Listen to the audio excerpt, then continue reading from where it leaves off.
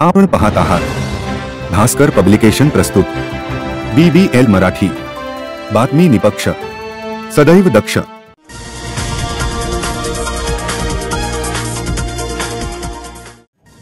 Today Maharashtra, Banda ते चांदा, बातमी निपक्ष, सदैव दक्ष। पाहत रहा BBL मराठी। माहेरपणासाठी येणाऱ्या गौराईचे म्हणजेच गौरीचे लिंब लावून उतरवून स्वागत केले जाते। आपल्या घरी येणाऱ्या पाहुण्याचे असे स्वागत करण्याची परंपरा आहे।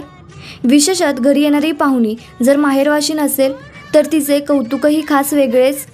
त्यामुळे आज माहेरी येणाऱ्या गौरीचे म्हणजेच देवी पार्वतीचे रोह्यात गावोगावी भव्य दिव्य स्वागत करण्यात आले।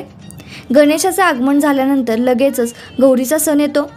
भाद्रपद शुद्ध पक्षाच्या ज्येष्ठ नक्षत्रावर उद्या गौरीचे पूजन केले जाणार आहे, म्हणून त्यांना ज्येष्ठा गौरी असेही म्हटले जाते। गौरीचे अनुराधा नक्षत्रावर आवाहन, ज्येष्ठ नक्षत्रावर पूजन आणि मूळ नक्षत्रावर विसर्जन केले जाते। म्हणजेच संध्याकाळ दरम्यान गौरी घरी आणल्या जातात। आजच्या दिवशी पूजन केले जाते आणि तिसऱ्या दिवशी विसर्जन केले जाते। घरोघरी कुलाचाराप्रमाणे वेगवेगळे गौरी पूजन केले जाते।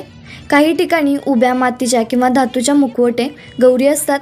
काही ठिकाणी नदीतील 5 किंवा 7 खडे आणून गौरीचे पूजन केले जाते। खडे आणताना मागे वळून पाहायचे नाही असे सांगितले जाते। खडे एखाद्या कलशात ठेवून त्याचे पूजन केले जाते। काही घरांमध्ये तांब्याच्या भांड्यावर मुखवटे रेखाटून गौरी पूजनाची परंपरा आहे। काही घरांमध्ये तेरड्याच्या झुडपाची गौरी म्हणून पूजा केली जाते। मुखवट्याच्या गौरीचे आवाहन करताना हे मुखवटे तबकामध्ये ठेवले जातात, तसेच त्यावर वस्त्र पांघरले जाते। गणेशोत्सवात सोन्याचे दागिने वापरण्याची परंपरा लोप पावत असतानाच यंदा महिलांनी मोठ्या प्रमाणात इमिटेशन दागिने खरेदीवर भर दिलाय।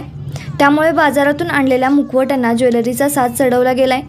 आपल्या आनंदाचा पारावर गगनात मावत नसताना महिला वर्ग मोठ्या हौसेने पारंपरिक गीते गात आपल्या घरी गौराईंना वाजत गाजत आणताना पाहायला मिळाला। दारोदारी गौराईचे स्वागत करताना औक्षण केले जात होते।